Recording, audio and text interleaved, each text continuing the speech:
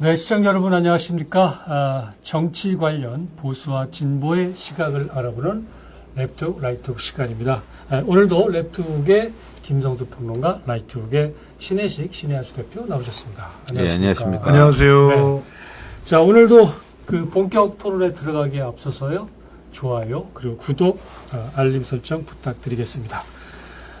이번 주도 전국 열차는 빠르게 흘러가고 있습니다. 먼저 차기 대권 주자인 이재명 민주당 대표와 관련해서 검찰이 위증교사 그리고 공직선거법 위반 혐의와 관련해서 각각 징역 2년 3년을 구형을 했는데요. 다음 달 15일과 25일에 법원의 판결이 있을 예정입니다. 1심 판결이 되겠죠. 바야흐로 법원의 시간이 다가온 것 같은데 먼저 판결이 어떻게 내려질지 한번 이 전문가들과 함께 얘기를 나눠보겠습니다. 자, 신혜식 대표 먼저 얘기를 해주시죠. 예. 공직선거법 위반 위증교사 사건과 관련해가지고 특히나 이제 위증교사는 너무나 명백한 증거들이 있기 때문에 네. 이거는 원래 양형 기준이 1년 6개월에서 6개월 정도, 예, 사안이 그렇습니다. 근데 검찰이 3년을 구형했단 말이에요. 이거 뭐 법정 최고형을 구형했다고 합니다. 가중했다는 뜻인가요? 예, 예. 그러니까 법의 한도 내에서 최대한, 예, 이제, 구형을 한 건데, 이거는 뭐, 판사가, 함부로 이거를 갖다가 무죄로 할 수 있는 사항이 전혀 아닌 게 돼버린 거죠.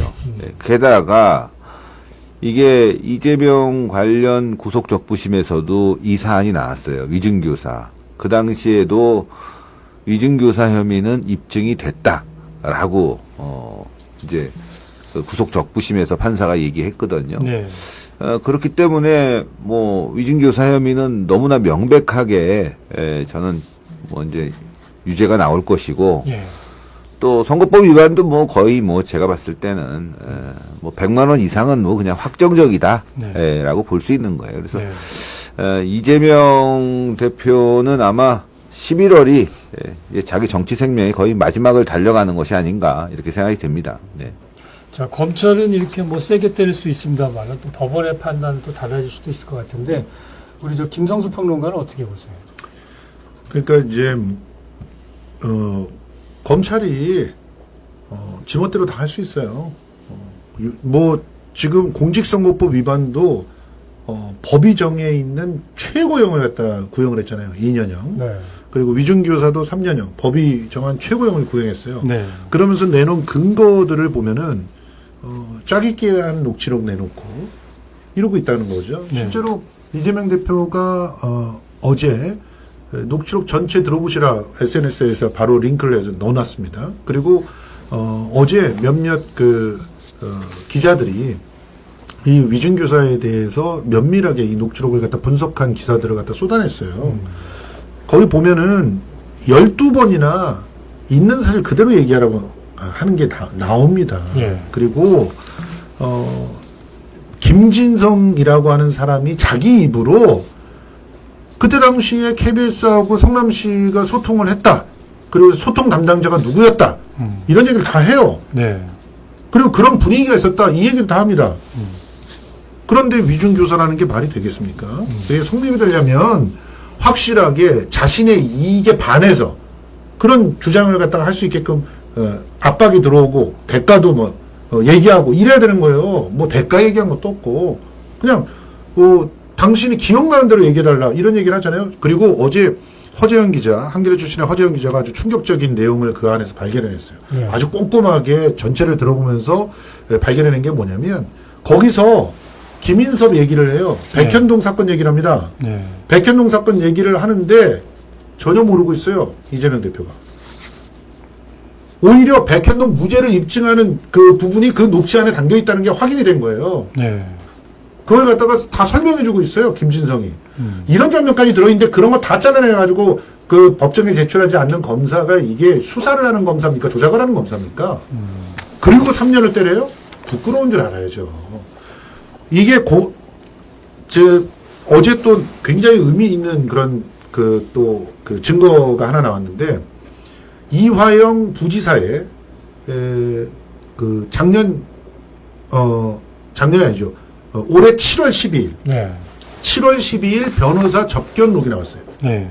그 변호사 접견록이 뭘 얘기하고 있냐면, 내가 사실 하도 그 압박이랑 회유가 심하게 들어와가지고, 네.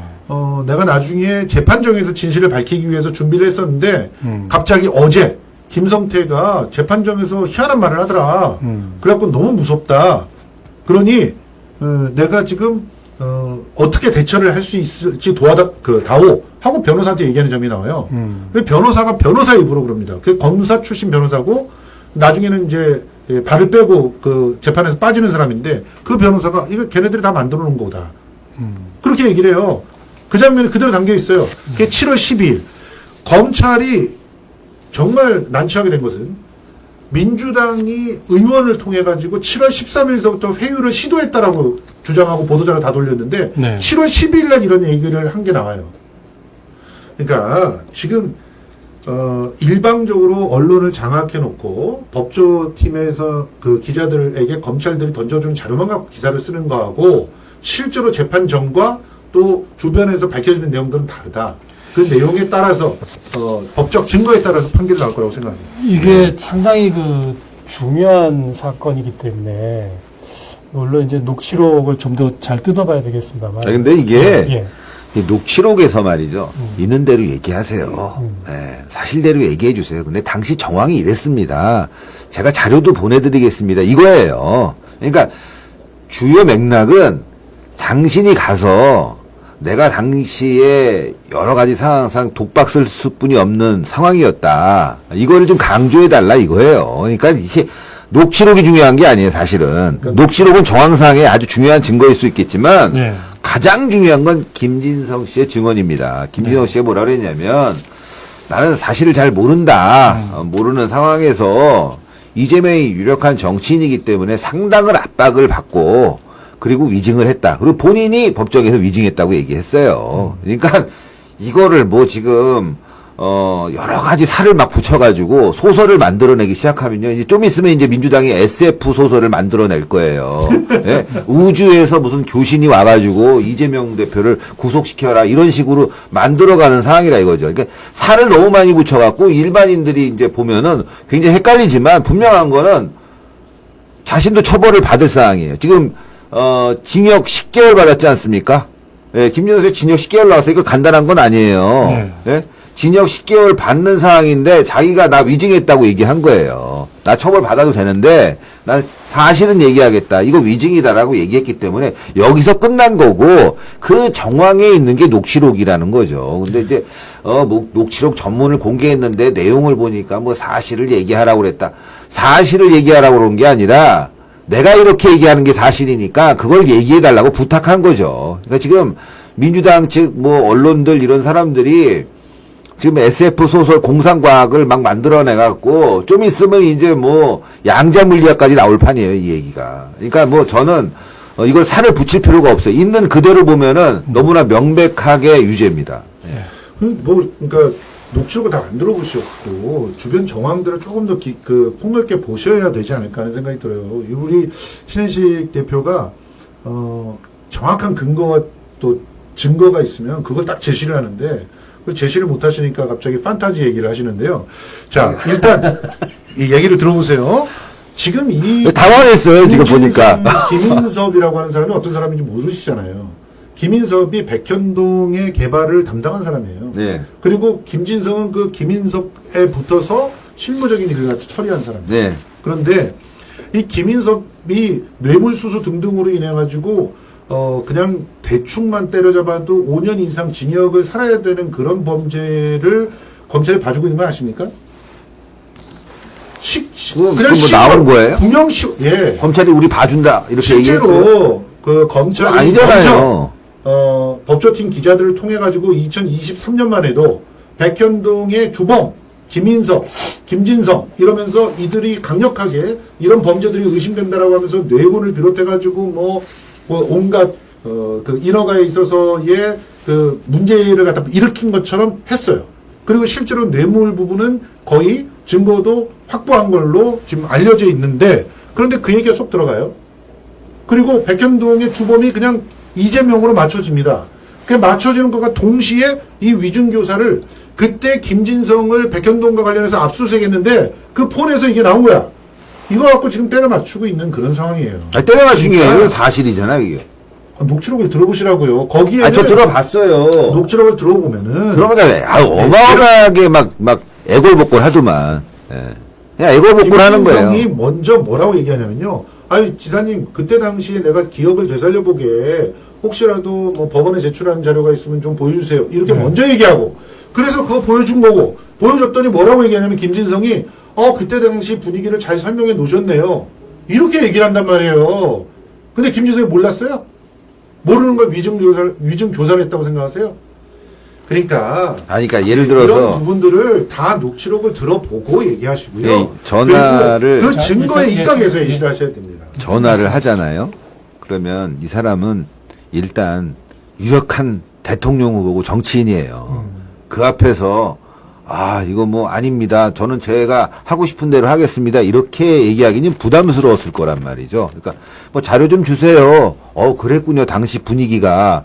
이게 사실입니다. 이재명이는 계속 강조해요. 이거대로 얘기해 주세요. 이거예요. 근데 이 녹취록은 하나의 부수적인 것이고 김진석 씨가 재판 과정에서 얘기를 하지 않습니까? 나 사실 내용도 잘 몰랐고 정치적 압박을 느껴서 위증을 했다. 본인이 위증을 했다고 해요. 모른다고. 그렇게 얘기해야 특혜가 있으니까. 그게 너무나 명백한데 지금 SF 소설을 쓰면서 뭐 특혜를 받았다 뭐 어쨌다 하는데 저는 이런 부분들이 참 민주당에 어떻게 보면은 이재명 측의 야비한 전술이다. 사실은 사실대로 들어가고 그 다음 부분은 그 다음 부분대로 밝혀야 되는데 그게 아니라 지속적으로 지금 이 위증 부분에 대해서 그리고 150만 원 벌금이 나왔어요. 명백한 거는 검사 사칭으로 그리고 이게 당시에 이제 토론 과정에서 왜 나왔냐고 물어보니까 거짓말 한 거예요. 자기가 뭐 뒤집어 썼다는 식으로. 뒤집어 썼으면은 150만 원이 왜 나옵니까? 150만 원 나온 이런 기초적인 명백한 팩트가 있는데도 불구하고 거짓말 했기 때문에 이게 허위사실 유포에 의해서 그 당시에 이제 기소가 된 거고 재판에서 위증이 됐기 때문에 무죄가 된 거예요. 그래서 위증교사 부분에 대해서 지금 이번에 재판이 들어간 거 아니겠습니까? 그것도 사실관계를 모르고 자꾸 얘기를 하세요. 그러니까 본인이 거짓말을 했다고 얘기하잖아요. 더 얘기하시죠. 예. 마무리된 것 같아서. 마무리하세요. 다 하셨어요? 네. 예. 이 사건이 2002년에 일어났습니다. 우리가 다 같이 월드컵 축하하고 있을 때. 2002년에 일어났는데 그때 당시에 김병량 시장이라고 지금 현재 국민의힘의 전신인 그 신한국당인가요? 그때 그 성남 시장했던 분이에요. 이 사람이 뇌물 받고 한나라당 뇌물 받고 온갖 비리 하다가 깜빵 간 사람이에요. 그 사람의 수행 비서가 김진성이고 그때 당시에 그걸 갖다 취재하던 사람이 최초로 PD예요. 그때는 그 비리를 취재하려고 했던 거 아닙니까? 용기 검사 사칭을 하냐고. 자, 얘기 보세요. 용기 있는 그 PD가 한 부정부패 정치인을 고발하기 위해서 탐사 보도를 하기 위해서 이재명 당시 변호사 그 변호사와 함께 그 취재를 같이 이재명은 너무나 그 내용들을 잘 알고 있기 때문에 자료주고 도와주고 있었다고. 근데 이재명을 옆에 두고 자기가 전화해가지고 자기가 검사라고 사칭을 먼저 한 거예요, PD가. 그런데 나중에 이게 고발이 됐어. 고발이 됐는데 생각해보니까 김병량도 자기가 깜빵 안 들어가려면 KBS하고 척지는 게 싫었고 그리고 최초로도 자기가 이거 가지고 징계받고 이렇게 PD 인생이 날아가는 게 싫었고 그러니까 그렇게 얘기를 들어보세요. 입을 무슨 이재명이 그런 생각하지 않았거든요. 예, 그래서 그렇게 된 것을 그때 당시에 2002년 당시만 해도 이재명 대표는 전혀 정치에 관심이 없었던 사람이에요. 그래서 시민운동을 하면서 저 사람들이 저렇게 그래도 고생을 했는데, 그리고 그 김병량 시장의 그 문제를 갖다가 방송에서 알린 것까지는 성공했으니 내가 이 정도 피해를 보자라고 그냥 감수한 겁니다. 그러니까 이런 사안을 가지고 자꾸 이상하게 150만 원 실형이 나왔으니까 그게 뭐 아니다. 이렇게 얘기하시면 안 돼요. 왜냐면 그렇게 되면 신혜식 대표도 예전에 그 검찰의 조작 수사 때문에 고생 많이 하셨잖아요. 그럼 이전에 수사 받을 때 문재인 정권 그 전에 노무현 정권 때 그 검찰이 막 괴롭히고 그래가지고 고생 많이 하셨잖아요. 뭔 소리 하는 거예요? 지금 나 그런 얘기 한 적이 없는데 이게 자꾸 소설을 쓰네. 진짜 저는 제가 나가서 집회를 했고 그 관련해서 제가 다 했다.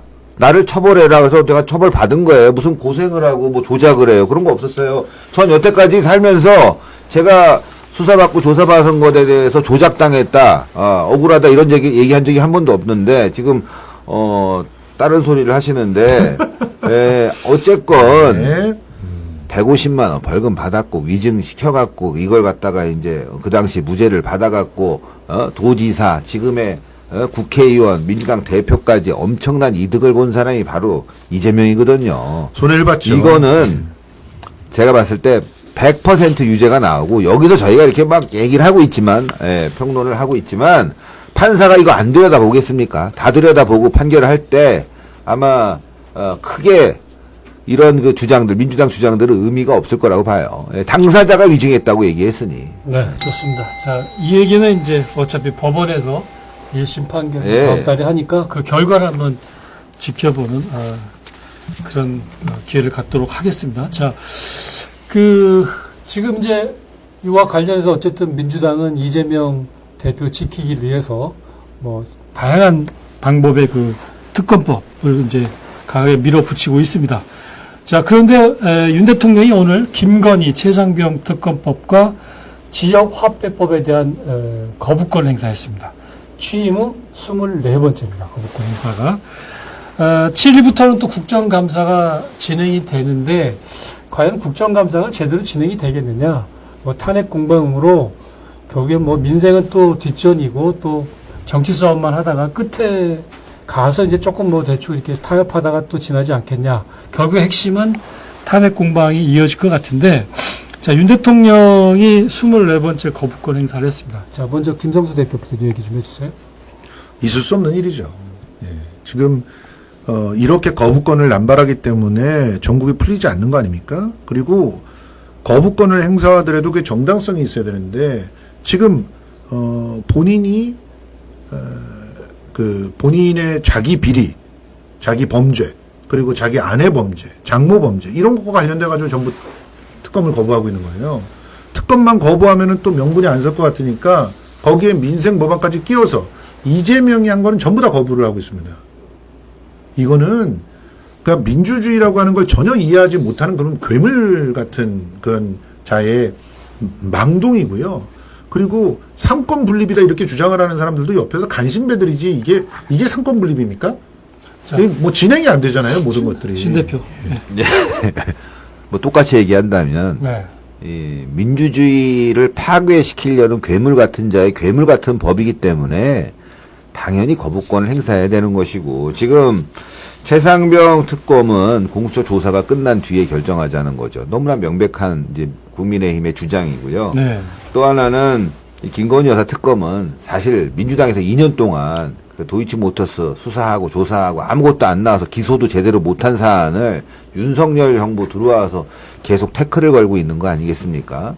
그러니까 저는 대통령 거부권을 행사할 만한 법안들만 올리고 있다. 민주당이 지금. 저는 그래서 대통령이 그 거부권 행사하는 거는 너무나 자연스러운 것이다. 자연스럽고 이거 뭐 거부권 행사를 안 하면은 뭐 지금 대한민국 헌정 질서가 파괴되고 또 이 정권 자체의 존립이 위험해지지 않겠습니까? 별다른 문제가 없는 헌법상의 잘못된 부분이 있다면 거기에 대해서 책임을 지면 되겠지만 이러한 막대먹은 괴물 같은 특검안들을 계속 지속적으로 올리면서 이거 벌써 여러분들 최상병 특검 벌써 3번째예요. 지겹습니다. 예, 아니 그러니까 여기 뭐 지금 대부분 몇 번이라고 그래요, 지금. 24번이라고 하는데, 이 24번 중에는 똑같은 게 여러 번 껴있고, 네. 그리고 대부분은 민생과는 관계없는 정치적인, 그리고 정부를 흔들기 위한 법안이었기 때문에 당연히 거부해야 된다. 이거는 100번이 아니라 1000번, 10,000번, 뭐 그 이상도 거부해야 되는 법안들입니다. 그렇게 생각하신다면은 그 수권 정당으로서 혹은 수권 세력으로서의 자격이 없다는 얘기고요. 대화와 타협을 기본으로 하는 민주주의 국가를 같이 살아갈 그 자격이 없는 거예요. 네, 자, 일단 보시면 지금 김건희 그 총선 그 공천 개입했다는 증거 막 쏟아져 나오고 있지 않습니까? 오늘은 또 뉴스토마토에서 특종으로 명태균이 김건희 여사를 협박했다는 얘기가 나왔어요. 그리고 지금 현재 검찰이 압수수색한 폰에서 검찰이 그렇게 발견하고 싶었던 김건희 혹은 윤석열 육성 파일이 있을 줄 알았는데 깡통폰이었거든요. 세컨폰으로 옮겨놨답니다. 그런데 이걸 갖고 안심해가지고 어제 백분 토론에서 김기흥 전 대통령실 대변인이 나와가지고 아니 육성 파일이 나오지도 않았는데 왜 이렇게 허위사실 갖고 지랄들을 하느냐 이런 얘기를 갖다 했는데 사실은 너무 일찍 그 샴페인을 터뜨린 거예요. 세컨폰이 있다라고 하는 얘기들이 다 주변에 나와 있는데 그것을 확인도 안 해보고 김건희 씨 측에서 지금 희희낙낙을 했다가 다시 뒤통수를 맞은 그런 상황이 돼버린 거죠. 이 총선 개입의 심각성이 어마어마합니다. 지금 심지어 한동훈을 잡자 그래놓고 서울의 소리에다 발주를 넣어가지고 거기다가 총선 때 총선과 관련된 여론조사를 해야 되는데 개인의 대권과 관련되어 있는 여론조사를 해가지고 당비를 횡령했다. 이런 것들을 쓰게 만들었어요. 이런 일들이 나오고 있다면 이렇게 당무를 개입하고 이렇게 총선을 개입한 사람에 대해서 수사를 해야 마땅한데 아무도 무서워서 수사는커녕 김건희가 나와서 사과라는 말도 조차 못하고 있는데 거부권이 천부당 만부당한 일입니까? 이거야말로 위헌이죠. 제가 좀 말씀을 드리고 싶은 게 네. 김진성 씨는 내가 위증했다. 나 처벌 받겠다 이거예요. 지금 김건희 여사 관련해 갖고 그 문자를 받던 이준석이는 그거 총선 개입 아니다라고 얘기하고 있어요. 당사자들은 다 아니다. 오히려 김건희 여사가 나는 힘이 없습니다라고 얘기했는데 그거를 주변에서 들은 사람들이 그러니까 정황만 들은 사람들이 김건희 여사 개입했다, 총선 개입했다, 어쩌고저쩌고 막 난리를 치고 있는 상황 아니겠습니까? 대통령실 그러니까 행정관도요? 지금 그건 좀 이따 얘기할게요. 예. 그러니까 지금 이게 민주당 측 주장을 보면 말이죠. 나는 거짓말했습니다, 위증했습니다, 못 믿겠어, 네 말 못 믿겠어 그러면서 지금 김건희 여사 부분은 본인들도 마찬가지로 아니라고 하는데 주변 사람 말 믿고 거봐 너 거짓말했지 이런 식으로 다 똑같이 몰아붙이고 있네. 그러니까 이 진실이라는 건요, 결국 당사자의 입에서 팩트를 얘기해야 되고 그 주변 정황, 문자라든가 이런 것들을 다 분석해서 말해야 되는데 그게 아니라 감정으로 얘기하는 거예요. 진실이 아니라 추측. 그래서 제가 지금 민주당은요, 그 SF 공상과학 소설을 쓰는 게 맞다. 근데 물론 뭐 히트하진 않을 거예요. 이렇게 내용이 정말 과학적이지 않은 그런 내용을 가지고 공상과학 소설을 쓰니까 국민으로부터 멀어질 수뿐이 없는 거예요. 어쨌든 뭐 민주당이 특검과 관련돼서는 지나치게 특검을 강조하는 것만은 분명한 것 같습니다. 물론 뭐 내부 사정도 있겠습니다만은 어쨌든 지금 이재명 대표를 지키느냐 뭐 그의 일환으로 또 대통령과 각을 세우고 있는데 그 좀 전에 그 말씀하셨던 그 녹취록 파문 우리가 조금 이따가 다루려고 그랬는데 이미 말씀이 나온 김에 다뤄보죠. 뭐 자 지금 녹취록 파문이 터졌습니다. 그 대통령실 선임 행정관을 역임한 참모 출신이 한동훈 대표를 공격해달라. 서울의 소리 측에. 서울의 소리는 이제 유튜브인데 야당 성향입니다. 그래서 이제 내용을 보면은 뭐 한동훈에 불리한 보도를 해달라. 김건희 여사 공천을 개입했다. 뭐 이런 얘기들이 담겨 있습니다. 과연 이와 관련해서 김대남 그 선임 행정관이 스스로가 이렇게 일탈행위를 한 거냐, 아니면 또 다른 선에 의해서 주문했다는 것인지, 지시했다는 것인지, 그것이 좀 논란이 있는 것 같습니다. 자, 이와 관련해서는 먼저 신혜식 대표부터 좀 말씀을 해주세요. 한동훈 대표가 이 부분을 감찰하라고 얘기를 했어요. 네. 근데 무슨 감찰을 국민의힘에서 어떻게 할지 모르겠습니다. 네. 참, 저는 이 부분은 일단 허위 사실을 기반으로 했기 때문에 수사가 들어가야 될 부분이라고 봅니다. 네. 누군가 고발을 할 거예요. 그렇게 되면 이거는 당연히 이게 제3자 고발도 가능한 거거든요. 그러면 이제 수사에 들어갈 수뿐이 없는 상황인데 철저히 수사해서 이 행정관이 자신이 이제 공적을 세우기 위해서 이런 허위 사실들을 뭐 허위 사실이라기보다는 이런 일들을 벌였다면 당연히 처벌을 좀 받아야 될 것이고, 또 관련자가 있다면 그 관련자들도 함께 법적인 처벌을 피할 수는 없을 거예요. 그래서 이거는 지금 다른 사건 저희가 쭉 앞서서 이렇게 이야기했던 사건과 달리 이거는 지금 현재 이 사람 주장이 이제 자기가 전화를 한 게 나왔고 녹취록이 나왔잖아요. 네. 그래서 이 부분은 뭐 고소고발이 되게 되면 수사가 진행될 것이라고 보고 또 한동훈이 이제 국민의힘에도 감찰을 한다고 하는데 저는 뭐 이 감찰뿐만이 아니라 이건 대통령실에서도 진상 차원의 조사가 좀 필요하다. 왜 이런 발언이 나왔는지에 대해서 진상 규명이 좀 필요하다. 저는 그러나 지금 이걸 가지고 뭐 김건희 여사가 개입했다. 뭐 대통령이 개입했다. 여기까지 나갈 사안은 아니라고 봅니다. 왜냐하면은 지금 이 행정관이 말이죠. 서울의 소리가 어딥니까? 서울의 소리는 알다시피 녹취록, 몰카 이거로 뭐 그냥 그야말로 그냥 히트친 데 아니에요. 악마적인 취재 방식을 통해서 지금 이렇게 정권을 갖다 흔들고 있는 그런 유튜브인데 이 사람이 여기다 이렇게 전화해갖고 이런 얘기를 했다면 녹취가 될 걸 뻔히 알았을 거 아니에요. 그러니까 저는 개인적으로 생각할 때 이거 누가 시켜서 그런 게 아니라 자신이 어떤 공을 세우기 위한 오버액션이 아닐까 그런 생각이 들어요. 저는 개인적으로 저도 기자 생활을 했습니다만은 어떻게 보면 녹취는 제가 방송기자 출신이잖아요. 그 사실은 사전에 동의를 얻고 녹취하는 게 맞아요. 근데 이게 좀 정서법이 좀 안 맞는 것 같아요. 네. 일단 그렇고 이건 그렇고 네. 자 우리 김성수 평론가하고 말씀 좀 들어보시죠. 예. 지금 이 녹취 내용들을 다 이렇게 꼼꼼히 들어봐야 되는 상황이에요. 그런데 꼼꼼히 꼼꼼히 들어야죠. 그래서 어떤 내용인지를 파악도 안 하고 그냥 기분대로 그리고 이미 진영 논리로 이렇게 하면은 신 대표님 뭐 진영 논리가 아니라 전 네. 조사하라는 얘기 아니에요. 자, 감찰하고 일단 조사하라는 얘기인데 뭐 이 진영 김대남 행정관의 그 녹취록이 이명수 기자하고 서울의 소리 그 소속의 이명수 기자하고 5시간 녹취를 했다는 거예요. 네. 자, 이 이명수라고 하는 사람은 5시간이라는 게 여태까지 그 11개월 동안 통화한 예, 내용의 11개월 동안 총량을 얘기하는 총량이 거죠. 5시간 네. 정도 된다는 거죠. 예. 근데 이 이명수라는 사람이 어떤 사람이냐면 이미 김건희 여사하고도 대선 전에 네. 쭉 통화를 해서 7시간 녹취록이 한번 세상을 떠들썩하게 했던 네. 그 사람입니다. 그럼 이 이명수라고 하는 사람은 몰랐겠어요? 알았어요. 그래서 실제로 이 두 사람이 첫 통화를 한 게 그 대통령 취임식 때 어떻게 극우 유튜버들이 거기 가 있느냐. 신혜숙 대표는 초대받았어요? 못 받았잖아. 아니, 받았어요. 받았어? 거기 갔었어요? 취임식에? 안 갔어요. 초대받았는데 왜 안 갔어요? 날 더워서. 그러니까 이렇게 사실은 권력에 기생해서 사는 사람이 아닌 사람이면은 초대를 받아도 안 가잖아요.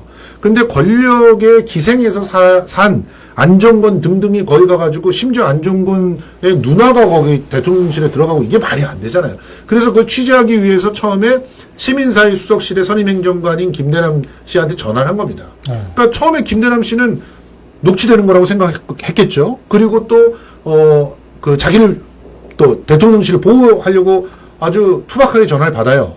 그러는데 그 소통하는 중에 동양 출신의 후배라는 걸 알게 됩니다. 강원도 같은 출신. 예. 네.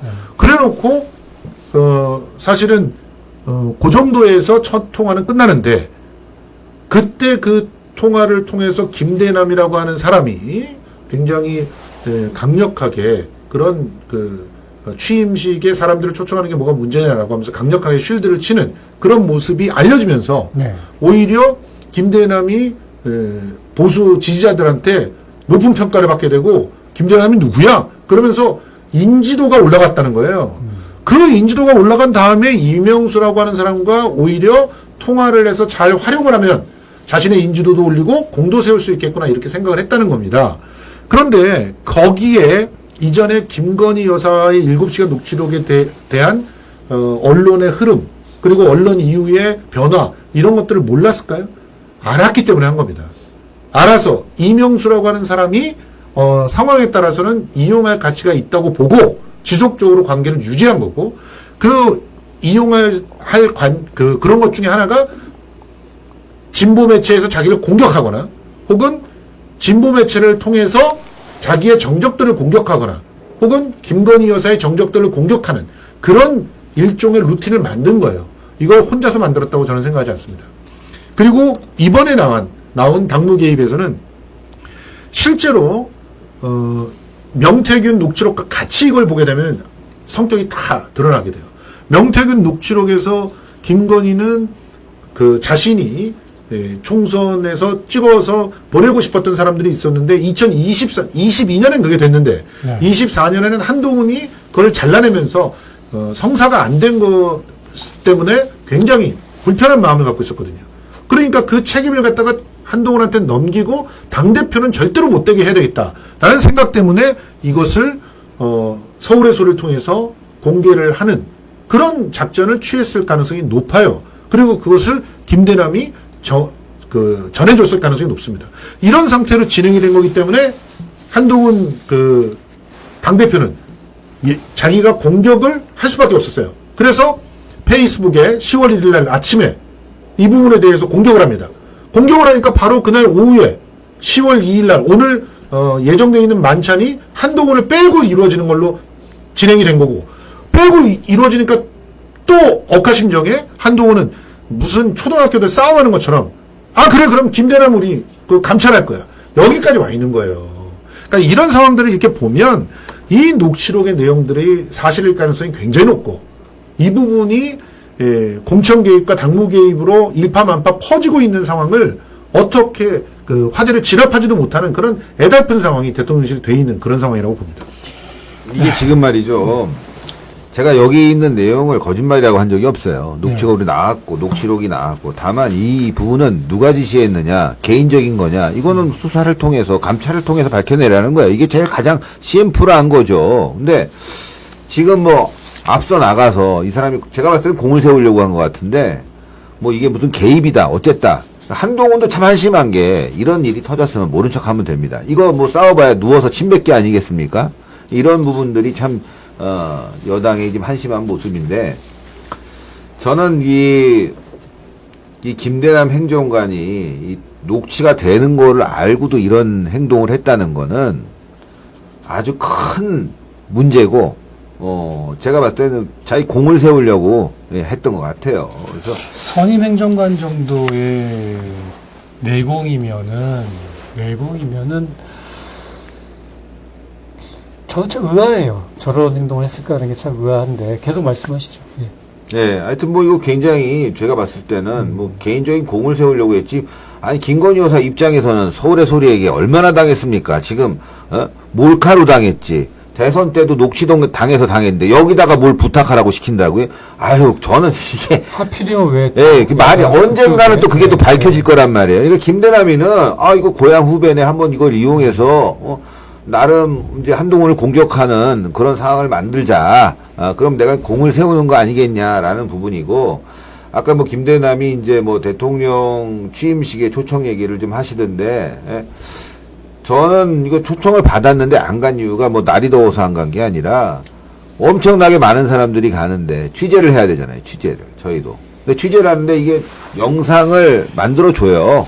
그럼 굳이 가지 않아도 사무실에서 저희는 따로 취재를 하면 되니까. 그래서 제가 안 갔는데 이게 대통령 취임식에 갔느냐 안 갔느냐를 가지고 간 사람은 엄청 자랑하고 또 간 걸 가지고 또 무슨 특혜 아니냐라고 난리치는 사람들이 이렇게 있어요. 근데 별거 아닙니다, 이거.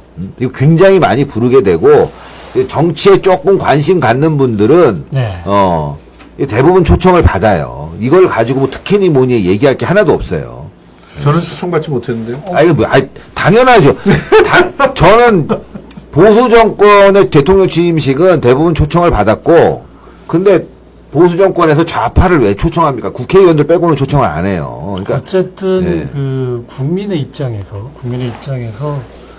김대남 행정관이 뭐 본인이 스스로 했든 뭐 누군가에 의해서 뭐 주문을 받아서 했든 뭐 그 결과야 이제 뭐 감찰이라든 어떤 형식으로는 뭐 결과가 드러나겠습니다만은 한편으로 진짜 안타까운 것은 이런 사건이 뭐 감찰 지시를 했다 뭐 이런 사건들이 결국에 보면은 대통령과 이 여당 대표는 사실은 친해야 되잖아요. 어떻게 보면 이제 같은 마음 속에서 국정을 이끌어 나가는 동반자적 그런 상황이 돼야 되는데 참 오히려 이번 사건이 더 사실은 그 대통령과 여당 대표 사이를 더 갈라놓는 그런 어떤 별로 좋지 않은 사례인 것 같아서 상당히 참 씁쓸한데 그 자칫하면 또 뭐 한동훈 대표 오늘 또 이제 뭐 얘기 뭐 이왕 하겠습니다. 뭐 오늘 사실은 또 그 대통령하고 여당 원내 지도부 국정감사를 앞두고 이제 뭐 대통령이 좀 그 아무래도 국정감사를 하게 되면은 원내 지도부라든가 그다음에 뭐 간사를 맡는 뭐 이런 분들이 고생을 하니까 식사하면서 좀 이렇게 격려를 해야 되겠다. 그런 차원의 자리인데 정작 아무리 그 원내 모임이긴 하지만 당대표가 빠졌어요. 그래서 결국 이게 패싱 논란이다. 과연 한동훈 대표의 패싱이 언제까지 이어질 것이냐. 이 결국엔 사실은 이 불협화음만 계속 드러나는 게 아니냐 싶은데, 자, 우리 김성수 평론가 좀 네. 코멘트 좀 해주세요. 제가 설명을 다 방금 전에 해드렸지만 네. 이 일은 김건희와 한동훈의 권력 다툼에서부터 나온 거라고 봅니다. 그러니까 2024년 총선에 예전에 2022년 취임식도 하기도 전서부터 공천 개입을 했던 김건희 여사가 또 공천 개입을 하니까 그 부분을 적절하게 끊어내서 자신의 뒷날을 갖다가 모색을 하려고 했던 한동훈의 입장에서는 그 공천 개입을 다 받아주면은 저기는 자기 사람이 없게 되잖아요. 이거는 뭐 너무나 잘 알고 있잖아요. 권력의 속성 아닙니까? 차기 대권을 갖다 노리는 것으로 누구나 다 알고 있는 한동훈이 자기 사람들을 갖다가 더 많이 국회에 입성시켜서 자기의 뒷배를 만들고 싶은 거겠죠. 그런 상태에서 싸움이 벌어졌고, 그리고 거기에 대해서 1차 싸움이 끝나자마자 바로 또 총선이 진행되는 과정에서 사과를 해야 되느냐 말아야 되느냐, 디올백과 관련해서도 또 사과를 해야 되느냐 말아야 되느냐, 이게 논쟁이 또 붙었고, 네. 그게 붙으면서 결과적으로 1심 논란이 나오게 된 거잖아요. 그리고 그게 여기까지 온 거예요. 그러니까 결과적으로 지금 당정의 소통을 방해하고 있는 것은 사실상 윤석열 대통령을 가장 강력하게 움직이고 있는 비선 실세인 김건희 여사 때문이 아니겠습니까? 그러니까 결국 문제를 풀어나가는 것은 김건희 여사의 민간인으로서의 또 영부인으로서의 자기의 역할을 지키게끔 하는 게 가장 큰 것입니다. 그러면 필요한 것들이 있으면 수사도 해야 되고 소환도 받아야 되고 잘못된 의혹들이 있으면 거기에 대한 책임을 져야 되지 않겠습니까? 근데 그런 것들을 다 전부 거부권으로 쉴드를 쳐주는 그런 말도 안 되는 행태를 대통령이 저지르고 있으니 이게 되겠습니까? 그러니까 이런 부분들이 바로 잡혀져야 한동훈과 윤석열 사이에도 당정 소통이 되는 것이고 그런 것이고, 그리고 이거는 한동훈의 입장에서도 진짜 제대로 치려면 제대로 쳐야 되고 안 하려면 아예 그냥 김건희 여사한테 무릎을 꿇던가 그래야 모든 것들이 해결이 돼요. 그런데 지금 뭐 하는 것도 아니고 많은 것도 아니고 이런 초등학교 싸움하는 것처럼 이렇게 처리를 해가지고는 정치가 숨통을 틔울 수가 없는 그런 상황이 된다고 말씀드리겠습니다. 자, 신 대표님. 예. 오늘 이제 만찬에 이제 한동훈이 패싱을 당했어요. 네. 그 전 과정을 보면 뭐 언론사 상간식에 이제 대통령이 참석하고 또 한동훈도 오기로 했는데 또 거긴 또 안 가버렸어요. 한동훈이 패싱을 하고 뭐 이런 것들이 겹치고 또 뭐 선임 행정관 녹취록 터지고 하면서 상당히 이제 서로 대립하는 상황에서 이번에는 이제 만찬 패싱이 나왔는데 저는 이거 대통령의 분명한 메시지라고 봅니다. 이건 만찬을 통한 메시지거든요. 독대 안 하겠다. 만찬 너 오지 마라. 이건 사퇴하란 얘기예요. 사퇴하란 얘기. 지금 이렇게 대통령과 한동훈 간에 양측이 이렇게 팽팽하게 맞서고 있는 상황인데 이게 해소될 기미가 안 보여요. 해소될 기미가. 대통령이 지금 물러날 수는 없지 않습니까?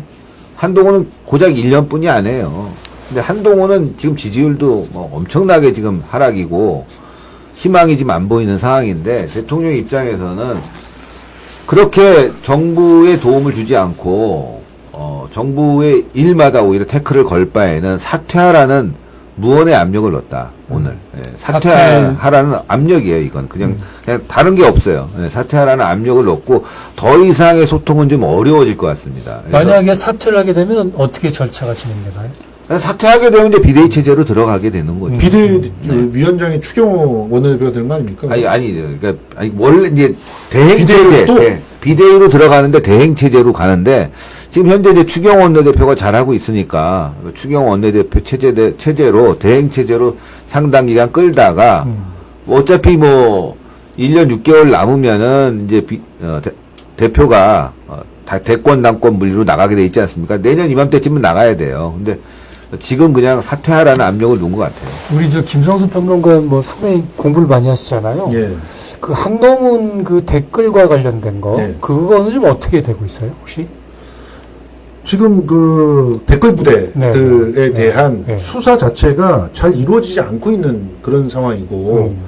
그러니까 지금 검찰의 내부 사정이 굉장히 복잡한 걸로 보입니다. 네. 실제로 이번에 검찰이 또 100명 정도 때려친대요. 때려친다는 게 더 이상 들어서 못하겠다는 건데, 그게 한쪽은 그 검찰총장을 중심으로 해서 김건희 쪽에 줄 서느라고 정신이 없고, 네. 그리고 이들은 온갖 불법, 편법, 위법을 자행하면서 지금 이재명 재판에 올인하고 있어요.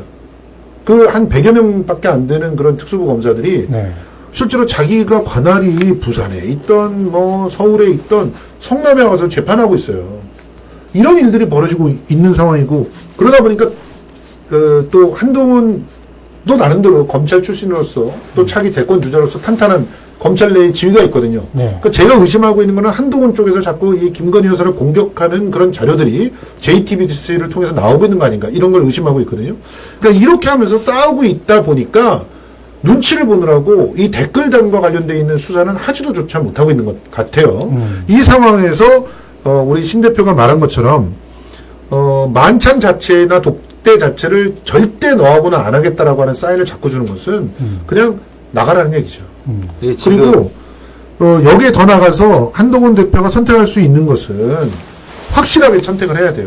본인 스스로가 확실히 차기 대권 주자로서의 자기 그 불씨를 계속이라도 피워 나가려고 한다면, 이렇게까지 홀대를 당하면서 거의 붙어있기보다는 실제로는 본격적으로 대권 주자를 갖다 선언하면서 아예 지금 현재의 권력과 각을 세우는 그런 모습들을 보여야지만 미래를 담보할 수 있는 그런 상황에까지 몰려 있다. 그렇지 않으면 댓글 수사든지 이런 것들이 언제든지 진행될 수가 있는 상황이에요. 지금 그 당대표 자리에서 내려오는 순간 사실은 권력을 쥐고 흔들 수 있는 어떤 것들이 상당히 적어지기 때문에 네. 친소관계에 의한 검찰 일부밖에 없는 그런 상황이라면 그건 사조직에 불과하잖아요. 그러면 이제 끝나는 거죠.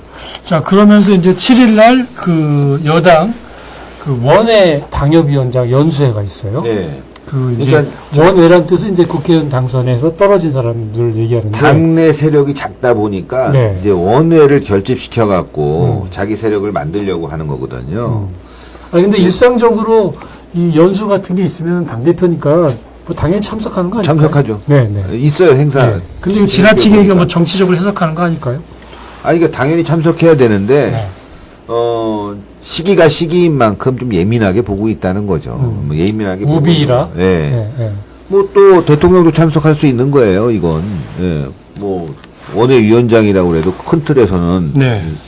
1호 당원인 대통령이 참석할 수 있는 부분인데, 지금 이제 좀 전에 한동훈 댓글 얘기를 하셨는데요. 지금 댓글 관련해서 민주당이 지금 특검안을 올리질 않았어요, 이걸. 네? 맨날 한동훈 특검한다 하면서 실제로 안 하고 있어요. 네? 물론 이게 공수처하고 국수본에서 수사는 진행되고 있지만 좀 더 이제 시간은 걸릴 거예요, 이게. 아시다시피 경찰 수사나 이런 부분들이 쉽지 않습니다. 예, 오래 걸릴 텐데 일단 이게 이제 정치적 이슈가 되면 그래도 속도를 내지 않겠어요. 문제는 민주당이 관심이 없어요. 한동훈 이 댓글에. 왜? 한동훈이 잘하고 있거든요. 민주당 입장에서 봤을 때. 어마어마하게 잘하는, 우리 편인데 우리 편을 죽일 이유가 없다는 거예요. 네. 예? 계속 가야죠, 한동훈. 이렇게 싸우고 있는데. 예? 뭐, 대통령에게 고개를 숙여야 되는 입장. 이거는 둘이 평행으로 달리면 안 돼. 누군가는 고개를 꺾어야 돼요. 네. 자, 한동훈 입장에서는 지금 대통령이 2년 이상, 2년, 거의 뭐 3년은 좀 안 되지만, 이제 2년 반 이상, 예? 임기의 반 정도뿐이 안 되는 대통령을 고개를 숙여라라고 지금 계속 공격을 하고 있는 거 아닙니까? 그러니까 대통령 입장에서는 임기가 이렇게 많이 남았는데 어떻게 한동훈에게 모든 걸 넘겨주고 고개를 숙일 수가 있겠습니까? 그러니까 대통령은 대통령대로 갈 수뿐이 없는데 이런 상황에서 이제 대통령이 더 나가라는 메시지를 간접적으로 던진 거잖아요. 민주당 입장에서는 한동훈 나가면 골치 아픈 거야. 그러니까 계속 지금 이 댓글 문제와 관련해서 말은 특검한다고 하지만 계속 안 하고 있는 부분들이 거기에 있는 거죠. 그러니까 한동훈의 동력은 어디서 나오냐 지금. 이게 한동훈의 동력이 친한에서 나오는 것도 아니고요. 그리고 또 원외 위원장에게 나오는 것도 아니에요. 한동훈의 동력은 오로지 민주당 세력에게 나오고 있어요. 그 한동훈이 너무 잘 알고 있는 거지. 지금 이 상황을 즐기고 있는 거예요, 오히려. 제가 봤을 때 한동훈은요, 민주당 대선 후보로 나올 수도 있어요. 이렇게 가면.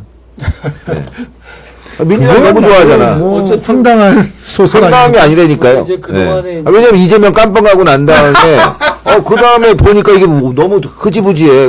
이 보수표도 좀 끌고 올 수 있고, 민주당이 다시 이제 정권을 갖다가, 탈환할 수 있는 인물. 한동훈이는 민주당 갈 거라고 봐요, 지금. 아까 이제 우리 전문가들이니까 말씀하셨는데 한동훈 이제 나가라. 대통령의 뜻은 이제 그런 말씀하셨는데 그 비슷한 상황이 제가 사진을 보니까 좀 그런 것 같아요. 예, 저는 뭐 맞습니다. 준비가 될지 모르겠습니다만은 기존에는 뭐 어쨌든 뭐 둘 사이가 안 좋지만 인사할 때 보면은 웃으면서 깍듯이 하고 그런 모습 보였는데 어저께 국군의 날 행사인가요? 예. 그 사진에 보니까 상당히 그 한동훈 대표의 표정이 아주 참 비장한 것인지 어쨌든 상당히 좀 기분이 안 좋은 그런 사진 있으면 표정이었던 몇개라도 좀 한번 올려주세요. 한번 보실래요? 한번? 예, 실제로 한동훈이 아예 얼굴을 마주치지도 않으면서 악수를 하더라고요. 그건 예의가 없는 거지. 그러니까 애가 싸가지가 없어 진짜. 예의가 없는 거지. 싸가지가 없어. 민주당에서 데리고 가. 전혀. 사진이 정면을 바라보면서 네. 상당히 이렇게 입을 꽉 담은 그런 모습을 보여줘서 자기 표정을 감추지 못하는 거죠. 예. 자기 속마음. 네. 근데 우리 신혜식 대표가 자꾸 요즘엔 팩트에 실수를 해요. 네. 2년이 안 됐다니요. 2022년 5월 10일 날 취임을 했으면 이미 2024년 5월 10일에 2년이 됐어요. 아니, 내가 뭐래 1년 반 남았다고 그랬잖아. 그래서. 아니, 자꾸 그런 거 1년 반 남았다고? 2년 네. 반, 2년 반. 그러니까 2년 반 정도 남았죠. 2년 반 반 정도 남- 지냈고 2년 반 동안에 한 게 보면은 거부권 24번 한 거 이외에는 없어요. 뭘 했어요? 7렐레 8렐레 외국 돌아다니면서 그러니까 돈만 대통령이 쓰고 잘못한 거는 그러니까 이런 상황들이 정권을 잡자마자 잠깐만요. 이재명 문재인을 깜빵에 넣었어야 되는데 그게 어떻게 못 대통령이 할 넣었다니까. 수 있는 일입니까? 법치를 갖다가 그게 문제예요. 한동훈이 제대로 했으면 아니, 놓을 수 대- 있었거든요. 한동훈이 법무부 장관인데 그걸 어떻게 이렇게 합니까? 이렇게 오래 길게 그러니까 껴. 이렇게 이원석 이런 사람들이 언급을 하시면 안 돼요. 아니 수사와 그 기소 같은 경우는 경찰과 잘 검찰이 하는 생각해요. 거잖아요. 지금 얘기하는 거 그걸 갖다가 웃기는 뭐 게 그 대통령 거부권 행사만 한 했다고 번씩, 그러는데 예. 거부권 행사만 했다고 그러는데 아니 음식을 먹을 수 있게 올려줘야지 대통령이 그거를 갖다가 이제 대통령이 이제 법안을 통과시켜 줄 거 아니겠습니까? 못 먹을 음식만 2년 동안 계속 올리고 난 다음에 2년 동안 뭐 한 게 있냐고 얘기하면 어처구니가 못 없는 먹을 거예요. 정책만 그게 갖다 놓던 게 아니, 윤석열이에요. 2년 동안 한다는 게 윤석열 탄핵, 김건희 탄핵 이런 위에 특검안만 올린 게 민주당이에요. 그러니까 얼마나 한심합니까? 예? 자 우리 정치권이 아니라 이건 제가 채팅방 봤을 때는 댓글- 조폭 집단이에요. 조폭 집단. 채팅방 댓글 반사. 좀 보겠습니다. 용님께서 신 대표님 빨간 조끼에 커트하고 나니 더 귀여워요. 뭐 흐흐 하셨네요. 감사합니다. 예. 그다음에 뭐 용님이 또 그러셨네. 딴 말할 필요 없이 뚜껑이만 깝시다요. 여야 대통합의 지름길입니다. 뭐 아이고 뭐. 해바라기님은 김정숙은 더해서 이렇게 나오시고 김종숙이 무슨 공천 개입했어요? 당무 개입했습니까? 아 했죠. 어떻게? 그 증거를 줘, 증거를. 조국 만날 때 그때 네. 조국과 문재인을 독대시켜준 사람이 김정숙이다. 네. 증거 내놔봐. 지금 김건희 여사 거뭐 증거 있어서 나한테 얘기했나? 녹취록이라도 있잖아. 뭔 녹취록이 어디 있다? 김건희 아, 여사 김대란이 내가 지금 김대란 명태균 녹취록이지. 지금 뭐 녹취록 수만 개야. 진짜. 아유 수만 아니, 개래 뭐 지금 세계 얘기하고 수만 개래. 수만 개가 떠들어야 된다고. 김정숙의 그동안의 뭐 옷감 논란이라든가 그리고 문재인 정권에 있어서의 여러 가지 문제점들은 우리 국민들이 다 알고 있습니다. 옷감 정도지 디올백을 갖다가 이렇게 받아놓고서는 디올백만 300만 원짜리인데 받았고 그리고 파우치는 300만 원인데 옷값은 최재형 적어도 억대가 훨씬 넘어가요. 최재형 목사한테 받은 것만 얼마입니까? 자 그리고 그 300만 원짜리 그 지금 거 서로 지금 폭로 정치 하시네요. 저기요. 아니 제가 말을 할 때는 좀 존중을 좀 해주세요. 아니 너무 뭐 어처구니 없는 얘기를 지금 하는 거예요. 한동훈 같은 경우는 사실상 본인이 이 국면을 타개할 수 있는 리더십이 없는 것 같아요. 이 국면을 타개할 수 있는 리더십은 딱 하나예요. 이제 모든 것들이 다 까지고 있고 JTBC에서 나온 것들도 보세요. 어제 나온 게 이미 주식 관련된 그 보고서를 검찰이 2020년 9월에 정식으로 그 주식과 관련된 내용들을 갖다 검토해달라고 보낸 것을 갖다가 JTBC가 입수해서 냈지 않습니까? 거기에 보면은 주범으로 분류가 돼요. 경제 공동체라고 하고 있어요. 권오수하고. 그런 내용들이 다 들어가 있어요. 이 정도가 폭로가 됐으면은 그냥 도이치모터스는 특검도 필요 없고 바로 그냥 구속 수사를 해야 되는 그런 상황입니다. 그런데 아무것도 안 하고 있잖아요. 그러니까 이런 부분을 촉구해 나가면서 명분을 삼아서 특검을 갖다 통과시키게끔 지금 오늘 거부권 행사됐잖아요. 그러면 공소시효가 남아있기 때문에 재부의 금방 들어오게 됩니다. 8표만 나가면 돼요. 그리고 재부의서부터는 무기명 투표예요. 누가 했는지 모릅니다. 이럴 때 리더십 딱 발휘해가지고 특검 통과시켜버리면 그 다음부터 차기 대권 주자로서의 지지율도 올라갈 거라고 저는 생각합니다. 오늘 대통령하고 만찬하는데 뭐 어떤 얘기 나올 것 같습니까? 아니 특검 단속하겠죠. 사실은 그 특검 못 들어가게 반란표 8표 안 나오게 해라. 특히 그 친한계라고 하는 애들 걔네들 이런 식으로 친한계 의원이 몇 명 정도 된다고 그러죠? 친한계 의원이 한 12명 정도 된다고는 12명 얘기하고 정도? 있습니다. 네. 신 대표님 오늘 뭐 만찬은 어떻게 보세요? 지금 굉장히 그 김성수 평론가 얘기를 제가 평소에 귀담아 듣지 않는데 오늘 좀 귀담아 들을 부분이 있어요. 네. 왜냐하면 한동훈이가 이제 이걸 위기 타개책으로 쓰기 위해서 8명 정도를 이탈시킬 가능성이 있다. 있어요. 예, 특히나 이제 김건희 여사 특검 같은 경우는 이건 사실 뭐 너 죽고 나 죽지 않은 것이거든요. 그거보다는 최상병 특검은 제3자 특검도 계속 주장을 했기 때문에 그렇다고 지금 한동훈 표 최상병 특검은 이게 계속 다시 발의되기가 어려워요. 네. 그러다 보니까 한동훈 입장에서는 대통령을 훅 가게 만들고 자신은 이제 또 민주당으로부터 찬사를 받으면서 이 좌파들로부터 찬사를 받으면서 다시금 이제 지지율을 좀 반등시키고 존재감을 살려내기 위해서 최상병 특검은 통과시킬 가능성이 있어요. 그래서 오늘 대통령이 만찬을 통해서 표단속에 들어간 건 사실 같아요. 예, 근데 그 자리에서 한동훈이 끼면은 안 되죠. 그건 맞는 거죠. 지금 보도가 나온 게 있어요, 그게. 오늘 하신 실제로. 얘기 중에서 제일 그나마 평론가다운 그런 얘기를 하신 것 같아요. 네, 우리 어쨌든 지금 끝나고 나서 우리 완타치 한번 떠야 되겠습니다. 옛날 쌍팔년도 때 그 단어를 쓰십니까? 예, 그러니까요. 완타치. 오늘 거의 고등학교 때나 있었던 얘기를 네. 네. 말죽거리 잔혹사 시대로 다시 돌아가지 맙시다.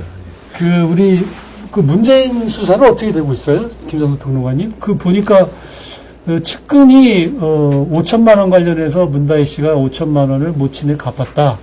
뭐 이렇게 얘기를 하는 것 같은데 사실 맞습니까? 어떻습니까? 그 내용도 네. 그게 김정숙 여사가 개인적으로 채무 관계가 있는 것을 딸을 통해서 갚은 정도에 불과한 거기 때문에 네. 그것은 뭐 계좌를 통해서 다 입증이 될 수가 있어요. 그래서 그걸 더 이상 어떤 갈라치기용으로 쓰기는 굉장히 어려워질 것 같고요. 그러니까 지금 시간이 걸린다라고 하는 건 다 뭐냐면 둘 중에 하나의 이유인 거예요. 하나는 증거가 없어. 증거가 없는데 이거를 갖다 좀 위에서 민감하게 본다면 한번 뭘 만들어 볼까 이러면서 고민하는 게 시간이 걸리잖아요. 네. 또 하나는 증거나 이런 것들은 있는데 지금 이걸 좀 킵해 놨다가 나중에 나를 갖다가 좀 토파 보이게 한다거나 혹은 나의 가치를 가장 높게 보일 때 그걸 팔아먹을 수 있는 그런 상황을 갖다 놓고 볼 때. 그러니까 굉장히 정치적인 계산들이 주로 이렇게 있을 때, 그럴 때 늦어진다는 거거든요. 그러니까 확실하게 증거가 없어서 뭘 만들고 있거나 아니면 정치적인 이유 때문에 그거를 쥐고 있거나 이 둘 중에 하나일 가능성이 높아요. 그러면 그건 정상적인 수사라고는 보기가 어려운 거죠. 우리 신혜식 대표는 어떻게 보세요? 뭐 정상적인 수사를 하고 있고 네. 너무 늦어지고 있어요. 시간이. 왜 어떻게 계속 이렇게 다르십니까? 아니 상당히 심플한 거거든요. 정상적 수사인데 왜 늦어져요? 아니 왜 심플한 거예요 이게. 왜냐면은 그러니까 수사를 한다는 건 정상적인데 늦어지고 있다는 데 대해서 제가 불만이 있는 거예요.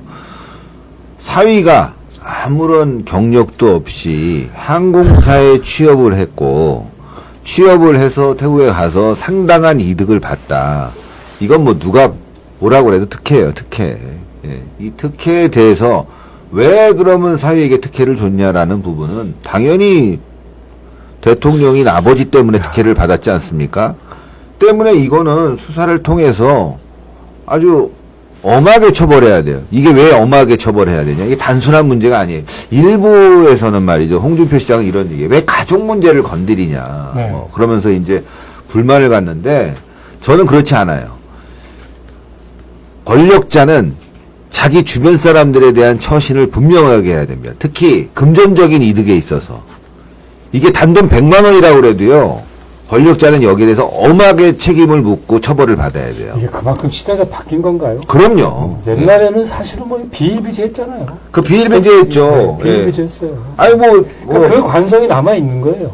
문준용도 엄청난 특혜가 있다는 얘기가 나오고. 우리가 법리적인 걸 떠나서 그 관성이 잘 남아 가는 있는 거는 거예요. 진짜 제가 네. 그 문화예술인으로 산 게 그 20년 정도 됩니다.